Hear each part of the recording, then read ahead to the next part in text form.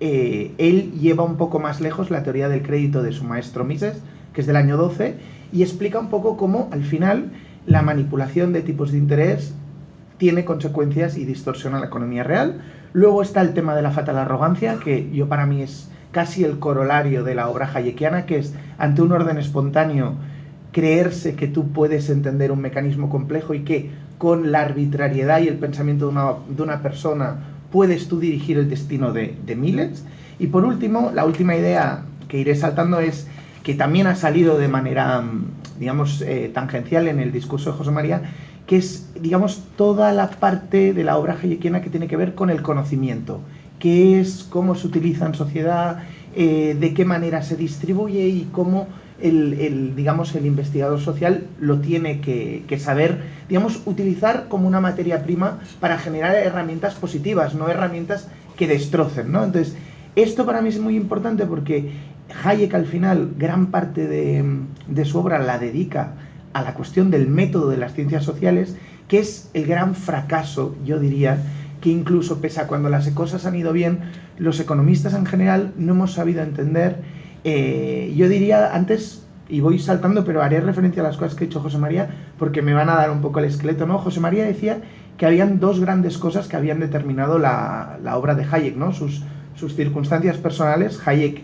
es soldado durante la Primera Guerra Mundial, se queda sordo. Hay una anécdota muy bonita, que es que Hayek se encuentra con su primo Wittgenstein, que era la parte rica de la familia. Ambos eran dos familias muy, muy importantes de Viena, cuando Viena lo era todo. Luego, en el año 60, creo recordar, Hayek con su amigo Popper y con Gombrich, el famoso crítico de arte, intentan hacer un think tank para, digamos, como decía Ricardo el otro día, darle un electroshock a Europa y volverla a despertar moralmente, y no se salen, ¿no?, de intentar despertar esa Viena que no fue. Y Hayek, una de las contribuciones importantes que tendrá es la de, digamos, decía José María, esto de las circunstancias, y luego también de a qué se tuvo que enfrentar Hayek, ¿no? O sea, Hayek estuvo en Estados Unidos en los años 20, luego estuvo en Inglaterra con Lionel Robbins, pero también polemizando durante toda esa década de Keynes. Ha salido Camino de Servidumbre. Camino de Servidumbre es muy curioso porque es verdad que es un libro que no penetra, que impacta mucho a Churchill. Keynes, si la encontráis, se puede encontrar en Google. Keynes hace una reseña de Camino de Servidumbre que está muy bien, pero, digamos, es una reseña que podía haber aparecido en La Vanguardia porque incluye ese pero, ¿no? ¿Por qué? Porque Keynes es un relativista. Algunos le justifican porque es una persona que intenta salvar las cenizas e intenta evitar que su mundo no se acabe de derrumbar, pero básicamente es un relativista porque justifica políticas liberticidas si las circunstancias lo requieren, ¿no?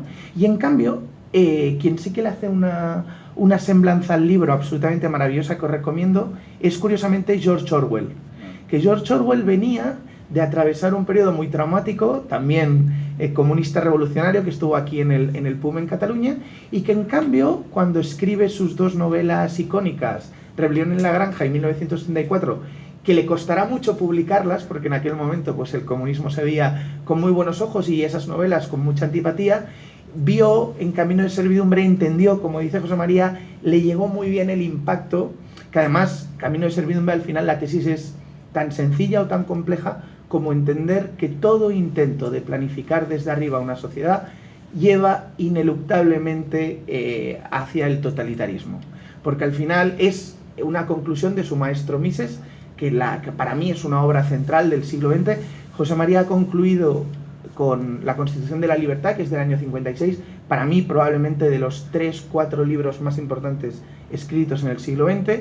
Dentro de esta short list seguramente también estaría Socialismo, del año 22, escrito con Lenin en vida, de Mises, absolutamente un gigante, absolutamente hoy olvidado, también cuya obra se centró mucho en el método, y donde Mises dice claramente que socialismo es violencia. También Mises fue capitán de artillería en el ejército austríaco en la Primera Guerra Mundial y cae del caballo. Si Hayek era más bien socialista de joven, Mises, que pudo o vio muy de cerca cómo el nacionalismo se carga a su patria, se vacunó, ¿no? Y Y es importante entender todo esto porque yo creo que a veces cuando uno se aproxima a la riqueza de la obra de Hayek o de Mises, que transcurren en vidas muy, muy, muy paralelas, Mises muere en el año 73 y al año siguiente es cuando le dan el Nobel a Hayek, que muchos interpretan como una manera también de reconocer toda una labor en favor de la libertad de un gigante que murió muy, muy olvidado en Nueva York. Y es el entender esto de que al final la gente, la propiedad empieza con la propia vida y que atentar o cualquier intento de planificación, al final, si llegas al extremo, llegas a quitar la propia vida, ¿no? Entonces, volviendo un poco al tema de la economía, yo creo que hay un gran elemento. Os hablaba antes de la pieza esta que quería tocar de precios y producción. Hoy, curiosamente, desde el punto de vista general, podríamos hablar de que ni vivimos en una sociedad liberal, ni vivimos en una sociedad totalmente socialista, sino que estamos en un modelo de economía mixta. Pero, curiosamente, hay una parte de la economía que sí se asemeja mucho a lo que es un ideal de economía planificada, y es toda la economía financiera, todo el tema de la moneda y el tema de la banca, ¿vale? Hay un elemento de Hayek muy importante, y es que Hayek es un pensador continental, ¿vale? Y hago esta distinción porque sabéis que la escuela escocesa, que tiene momentos absolutamente brillantes, y Hayek mismo es heredero de Hume, al que cita constantemente, sí que es verdad que los anglosajones cometen un pecado, para mí, que ha tenido consecuencias muy graves, que es que ignoran una gran parte del pensamiento económico durante los siglos XV, XVI, XVII, todo el siglo de oro español. También se dejan parte, o ignoran o infravaloran, en mi opinión, parte del pensamiento del derecho romano y demás, que Hayek con la escuela de Viena, Schumpeter, que sabéis que era un loco que se paseaba por putas por Viena para provocar, y que era todo un enfant terrible, pero Schumpeter, por ejemplo, en Capitalismo y Democracia, cita y recupera a los pensadores de la escuela de Salamanca, que luego Rothbard, que es discípulo de Mises, en América hace el mismo ejercicio, y de hecho su obra sobre pensamiento económico la titula precisamente Pensamiento económico antes de Adam Smith, reconociendo que el mundo anglosajón parecía que, oye, como si la economía la hubiera inventado el señor Adam Smith, ignorando parte del pensamiento anterior, ¿no? Y digo esto porque Hayek, yo creo que uno de los elementos que ayudan a entender la riqueza de Hayek es que tiene la humildad de subirse a lomos de gigantes, rescatar una línea de pensamiento de tradición y ser capaz de continuarla, ¿no? Entonces, con respecto a esto, no sé si estáis más o menos familiarizados con el triángulo de Hayek. Básicamente, precios y producción, lo que nos dice es que el intervenir, si alguien conoce la teoría del capital de Menger, al final, cualquier precio de cualquier bien, si se altera de forma artificial, se altera el comportamiento de las personas. Sabéis que los precios es información. Un precio da información de la valoración subjetiva del conjunto del mercado, ¿no? Y también refleja, pues, cierta escasez relativa que pueda tener un bien, ¿no? Entonces, el tipo de interés, al final, lo que coordina o lo que nos refleja, porque la economía al final va de coordinación, de este orden espontáneo del que habla Hayek, y los tipos de interés lo que coordinan es una cosa muy curiosa y muy incomprendida, que es el corto plazo con el largo plazo, el ahorro con la inversión, el consumo, o sea, permite que los agentes económicos sepamos de qué recursos disponibles realmente tenemos la economía y hasta qué punto se puede estirar la manga. Si de forma artificial reducimos el tipo de interés y facilitamos artificialmente el crédito, simplemente lo que estamos haciendo es emprender toda una serie de viajes especulativos de empresas para los que realmente no tenemos los recursos disponibles. Esa mentira, con el tiempo, tarde o temprano, se desenmascarará, y estoy simplificando mucho y haciéndolo a nivel de tertulia de café, como esos famosos cafés vieneses que unen y que articulan Europa desde Lisboa hasta Viena, y al final, cuando se desenmascara y ese precio vuelve, digamos, a su precio original, es decir, se produce una especie de semicolapso como el muro de Berlín. El muro de Berlín también cae porque los precios en la Unión Soviética no reflejaban la realidad de las cosas. cuando cae ese muro de Berlín, esa caída del muro de Berlín, en el fondo, es una metáfora de estas crisis financieras que nos sorprenden y que, digamos, mantienen a la economía sometida a una, digamos, dinámica perversa y constante de maníaco-depresiva, que dice, ¿no?, el profesor Huerta de Soto, en donde necesariamente oscila entre la euforia y la depresión.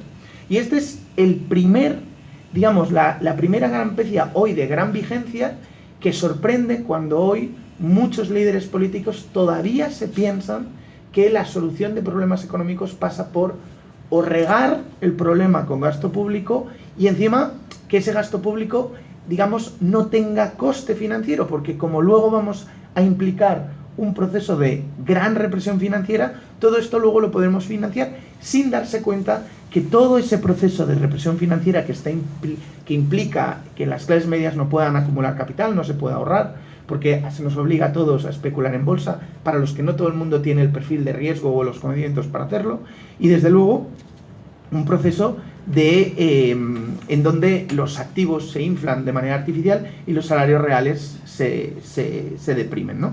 Y esto es plenamente vigente. Tenemos la moderna teoría monetaria moderna. En Estados Unidos muchos líderes políticos están abrazando estas ideas. Ada Colau hace 4 años en su campaña electoral quería hacer una moneda propia para pagar a los funcionarios de Barcelona. En fin, todo el tema monetario sigue para mí, digamos, un tema pendiente y además es un tema que nunca verán que ocupe ni titulares en La Vanguardia, ni en medios de comunicación, ni que se hable abiertamente, ¿no?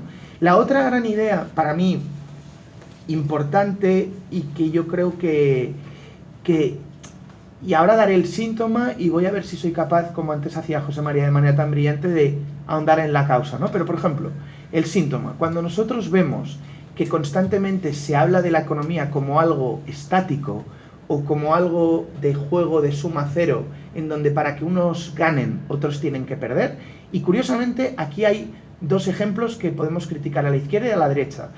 El juego de suma cero tanto lo podemos ver, digamos, temas negativos en la derecha, y que la izquierda entienda mucho mejor el papel positivo que tiene la inmigración, y curiosamente la izquierda, que entiende muy bien que la inmigración se puede integrar y tiene una visión de economía de juego de suma positiva en este tema, cuando hablamos de política fiscal estamos de que hay que poner impuestos a los ricos, como si poner impuestos a los ricos fuera a beneficiar a los pobres. Otra vez un esquema de nacionales extranjeros que en cambio... En fin, ¿por qué? Pero ¿por qué intento...? Otro síntoma para mí claro es el tema de la desigualdad. El tema de la desigualdad se centra siempre, si ustedes recuerdan, en temas de tipo fiscal. Es decir, que el problema de la desigualdad surge porque se ve que los ricos no pagan impuestos. Que sabemos que es una falacia, pero es que además el gran driver de una desigualdad, digamos, aquí igual que Berlín separa entre libertad positiva y negativa, con la desigualdad hay que hacer lo mismo. O sea, hay una desigualdad que es positiva, y yo siempre pongo el mismo ejemplo, que es en los alumnos. ¿Verdad que no hay ningún profesor que ponga las mismas notas a todos los alumnos? ¿Verdad que eso nos parece injusto para el que se ha esforzado más, ha estudiado más, o simplemente se le da mejores asignaturas?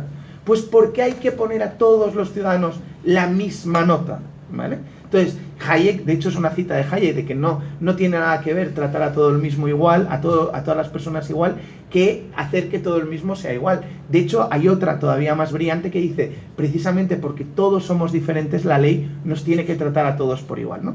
Pero el tema de la desigualdad, hay 2 temas en los que se trata mal. Uno, el tema de ver el tema como un problema estático, es decir, donde, digamos, la solución se camufla, porque lo importante es el ascensor social. Taleb, por ejemplo, que es un neopoperiano y un neo-hayekiano, entiende muy bien que si el talento, el esfuerzo y la ambición en una sociedad se distribuye de manera heterogénea, los resultados necesariamente tienen que ser heterogéneos. Un ejemplo muy claro es el deporte. Rafa Nadal juega 1000 veces mejor al tenis que todos nosotros. Hay unas desigualdades más de tipo Pareto que el talento a la hora de jugar al tenis se distribuye de manera desigual. Entonces, lo que hay que ver es que, oiga, los que juegan bien a tenis, hagamos mecanismos para que el que juega bien a tenis realmente lo pongamos como tal. Entonces, El circuito del ATP tiene un sistema de puntos en el que cada momento se reconoce quién es el que mejor juega tenis. Cuando Rafa Nadal pierde muchos partidos, ¡pum!, hay un ascensor social a la baja y rápidamente baja. En economía, curiosamente, en muchos ámbitos de la economía, tenemos un sistema del ATP de tenis en donde los mejores tenistas a veces llegan, pero luego no caen. Cuando dejan de jugar bien a tenis, no caen, sino que se mantienen por unos sistemas porque no tienen una posición de riesgo propia, etcétera, ¿no? Y lo dejo, no me quiero alargar, pero es otra gran, digamos, sintomatología que me hace pensar y me hace compartir las conclusiones de mi maestro de que al final, es verdad que la batalla en economía, ni Hayek ni Mises digamos, consiguieron que el agua penetrara la piedra, ¿no? Y hay otro tema que, bueno, aquí tenía un montón de citas seleccionadas, bueno, aprovecho para, si alguien quisiera aproximarse a la figura de Hayek, hemos citado ya 3 grandes libros. Uno, La Constitución de la Libertad, que para mí está a la altura de un socialismo, una acción humana, un archipiélago gulag, es de los grandes libros escritos en el siglo XX. Luego está Camino de Servidumbre, que para mí en un 80% es una explicación mundana y fácil de socialismo de Mises, de explicar por qué el socialismo implica violencia. Y el último es Hayek sobre Hayek, que cualquiera que haya disfrutado, por ejemplo, El mundo de ayer de Stefan Zweig o Tierra a Tierra de Sándor Márai, pues tiene Hayek sobre Hayek, que explica, es un poco la autobiografía y se explica muy bien, digamos, el debate intelectual de los 20 y de los 30, y Autobiografía de un liberal de Mises, que también es un gran libro. Y acabo, decía que quería acabar con, digamos, con todas las contribuciones que Hayek ha hecho digamos, en el campo del método, ¿no? Antes con José María, cuando hemos llegado aquí, recordábamos que Hayek es hijo de altos funcionarios. De hecho, la familia Hayek era una de las familias más importantes de Viena, y de hecho la familia Hayek no soporta el colapso del Imperio Austriaco, porque eran, digamos, parte de lo que en Roma se hubiera llamado patricios del Imperio Austrohúngaro. Y su padre era botánico, y Hayek siempre tuvo le gustó mucho el observar la naturaleza, era una persona que le disfrutaba en la montaña. De hecho, la reunión de la Mont Pelerin se convoca en Suiza, en los Alpes suizos, en un espacio bucólico al pie de la Mont Pelerin. Y una de las, digamos, de las grandes frases que yo creo que hoy tienen toda la aplicación del mundo es que en un artículo seminal, curiosamente escrito en el año 45, que esos años son muy prolíficos para Hayek, también para Mises, que es The Use of Knowledge in Society, quizás uno de los papers más citados en los últimos 10 años en los grandes bestsellers. Lo ha citado Pinker, lo ha citado Taleb, lo ha citado Ferguson, lo ha citado, que no me quiero dejar alguno, lo ha citado César Hidalgo en El triunfo de la información, otro libro en castellano publicado por Debate. Y es un paper que al final se resume en que las circunstancias de tiempo y lugar, las circunstancias personales, importan. ¿Y por qué Hayek llega a esta conclusión tan importante de que el conocimiento es, por naturaleza, está disperso, se encuentra disperso? Antes también comentábamos al principio, ¿no?, de cómo el Internet o iniciativas como Wikipedia o ahora el blockchain no dejan de ser manifestaciones, digamos, con un sustrato muy hayekiano, ¿no? Yo identifico 2 temas, ¿no? Uno, la importancia que Hayek, o digamos, cómo Hayek construye este bridges of competence entre el orden natural y el orden social. Y aquí, por ejemplo, antes hablábamos de Keynes, que fue una persona brillante, brillantísima, que era un seductor, que sedujo al poder y que le gustó mucho la fama, la popularidad y el poder, y por eso también tiene su obra, está plagada de sombras y de incoherencias. Hay un momento crítico en Keynes que triunfa, que es cuando Keynes compara, y para mí ejemplifica de manera muy, muy gráfica la diferencia con Hayek, que compara la economía con un coche. Es decir, con una cosa complicada, pero no compleja, complicada. Si alguien es aficionado a los relojes, sabe que cuando tú te compras un Patek Philippe de estos históricos, los relojeros hablan de complicidades, de complicaciones, que un reloj tiene más complicaciones, pero al final no deja de ser un mecanismo en donde si tocamos un engranaje sabemos cuál será la consecuencia prevista del resto de engranajes, por muy complicado que es, ¿no? Y Keynes compara la economía con un coche. En cambio, Hayek tiene la habilidad de entender que la economía no. La economía es un sistema complejo en donde las interacciones entre las partes son imposibles de predecir. Y esto es tanto por esta proximidad con el orden natural, como por, digamos, la propia tradición de Viena. Saben que la escuela de Viena nace con la revolución marginalista, con Menger. Principios económicos de Menger, si no me equivoco, es 1851, y la revolución marginalista, como todos los grandes descubrimientos de la humanidad, no es de una sola persona, son de varias. Es León Walras, Jevons y Menger. El que se lleva la fama es Walras, porque toda la economía walrasiana luego se hereda con los modelos de Higgs, que se grafican, se hacen gráficos, y en donde la economía básicamente es un juego en donde podemos optimizar, ¿no? Optimizar, palabras como optimizar, equilibrio, son palabras que si ustedes las encuentran en un texto de economía, denotan pues que no es de calidad y que no hace falta seguir leyendo, ¿no? Y en cambio, por ahorrar tiempo, que el tiempo es limitado, y hay que ser un buen economista, sabe utilizar bien el dinero y el tiempo. Y que me perdía, no. Y la otra gran cuestión era esta, ¿no? De que Menger es el único que sabe compaginar dos grandes revoluciones. Uno, la marginalista, que en resumen, el ejemplo más fácil es entender que el coste de un vaso de agua no es igual ahora, aquí, que en mitad del desierto. No vale lo mismo. Ustedes lo saben, no vale lo mismo una Coca-Cola en el Capravo que una Coca-Cola cuando vamos a un concierto de música. Y esto sí, se carga la teoría del valor de Marx, sino que además entiende la revolución subjetivista. ¿Qué quiere decir esto? Yo a veces pongo un ejemplo a mis alumnos, y es que el problema de la economía neoclásica es que suma personas como los físicos suman manzanas. ¿Sabéis el típico ejemplo de los niños pequeños que se les dice que sumar una manzana con una pera está mal, no tiene sentido, porque sí, tienes dos piezas de fruta, pero ya tienes que matizar, tienes dos piezas de fruta, no tienes dos manzanas, ni tienes una especie de conjunto fusionado de pera-manzana, ¿no? Entonces, los economistas, ¿qué hacemos hoy, para simplificar? Hoy decimos, voy a sumar la demanda de Luis, que yo igual tengo una demanda que a mí, no sé, me gusta el libro, me gusta un lápiz y me gustará ir a la playa, y sumamos esta demanda con la de José María, que igual le apetece, yo qué sé, pues tener una familia numerosa, vivir en la playa y gastárselo todo en gin tonics. O Jordi, que otra... ¿Y qué hacemos los economistas? Las agregamos y las tratamos luego como un conjunto. Los problemas que salen de ahí me podría extender 2 días, pero es importante entender esto, ¿no? Entonces, Hayek plantea una economía, digamos en resumen, bottom-up, de individualismo metodológico, que es clave para entender los problemas, en donde el hombre cambia además. Hay ese enfoque dinámico de proceso de descubrimiento, de que con cada nueva iteración nos hacemos más sabios o más tontos y tomamos decisiones diferentes. Por eso tampoco tiene sentido sumar el José María de cuando tenía 20 años del José María hoy.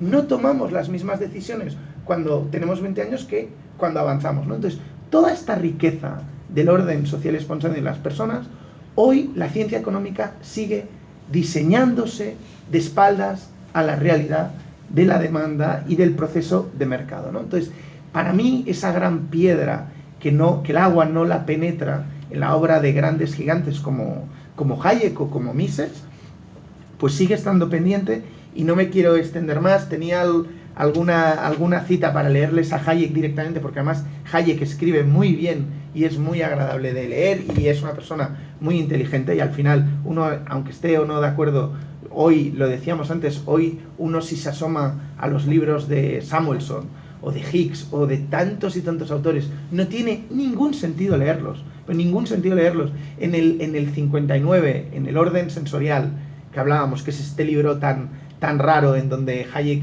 yo creo que intenta hacer un libro sobre botánica o sobre sus pasiones de juventud, Hayek ya apunta todas, digamos, las contribuciones que se han ido haciendo desde los años 70 por toda la mal llamada escuela del comportamiento, Economical Behavioral Economics y todo esto, que tiene ciertas aplicaciones, sin duda, pero que intentan o desmontan por enésima vez el Homo economicus de que los seres humanos somos réplicas y que podemos funcionar, ¿no?, de manera agregada. Y con estas pinceladas yo creo que de lo importante no me dejo nada y no sé si ahora podríamos ya... Sí, ¿no? Sí, más debate. Muchas gracias.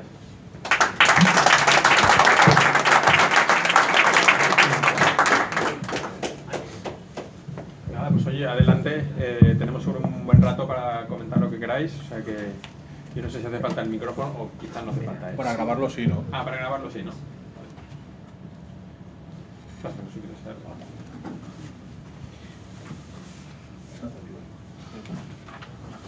¿Alguien por aquí? Álvaro. ¿Se oye o no? ¿Sí? ¿Nancy? ¿Se oye? No. ¿No? Si no te mientas, yo aprovecho para leer una de las citas que me había dejado pendiente. Hola. No, había, mira, aprovecho este momento de silencio, no, porque había otro de los temas importantes de esta asignatura pendiente y que a mí me ayuda mucho para entender qué cosas valen la pena ser leídas y qué cosas no, es la distinción que hace Hayek, también Mises, entre teoría e historia, ¿no? Ahora. Que, ¿ya funciona? Va, si no damos un paso... ¿Estamos? Luego seguimos, sí.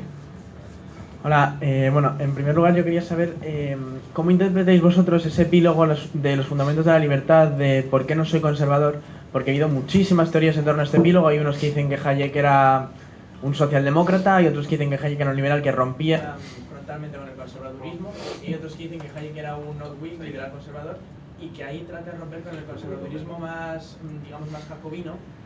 Entonces, que era para saber qué enfoque le dais vosotros. Muy buena pregunta. Muy buena pregunta.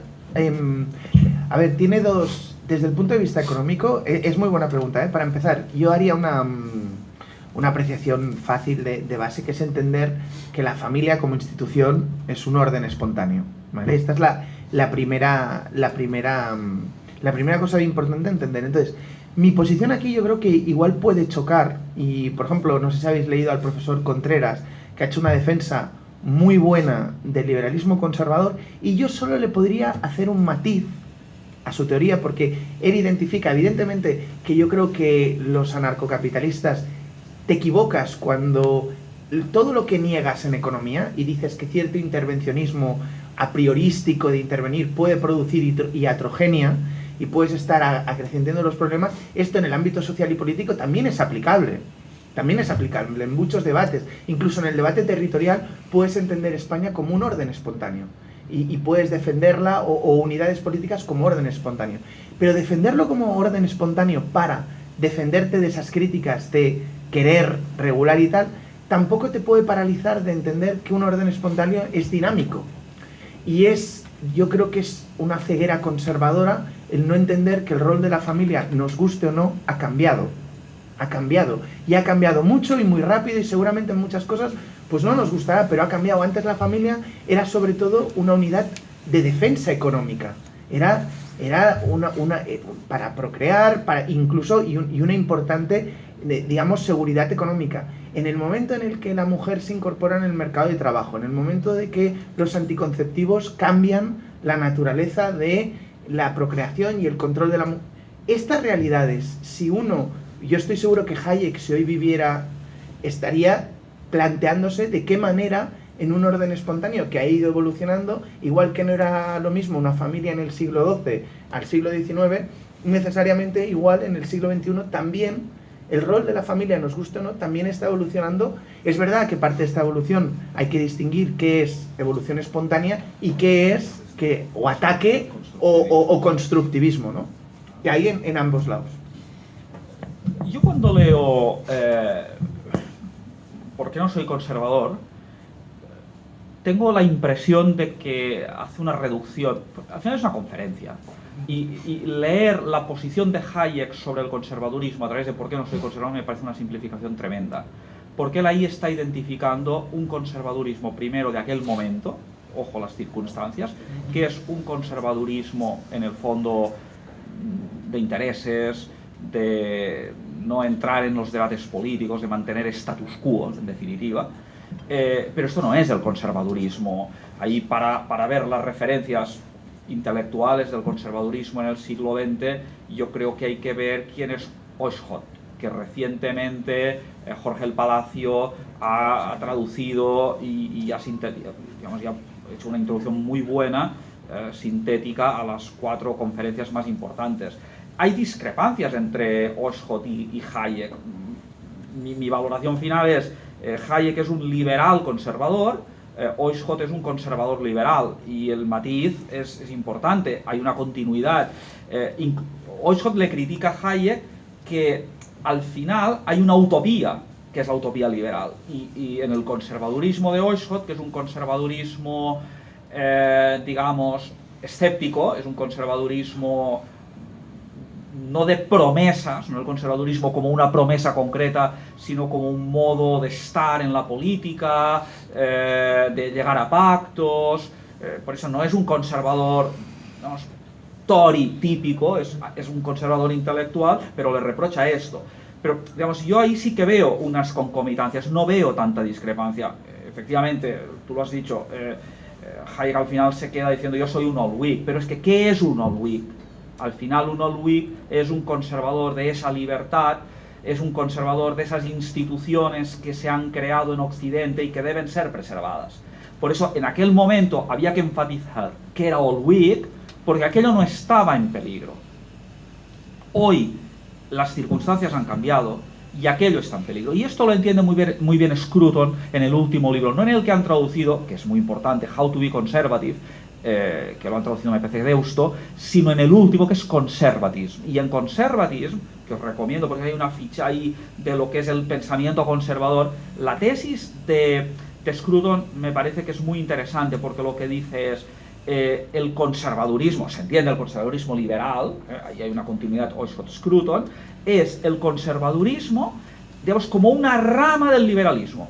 El edificio liberal está ahí, pero el conservadurismo, entendido de esta manera, no como el conservadurismo reaccionario, esto es otra historia, ¿no? El conservadurismo, esto lo que está diciendo hoy es, aquello, el liberalismo, pudo florecer en Estados Unidos, porque había unas instituciones de la libertad que estaban garantizadas.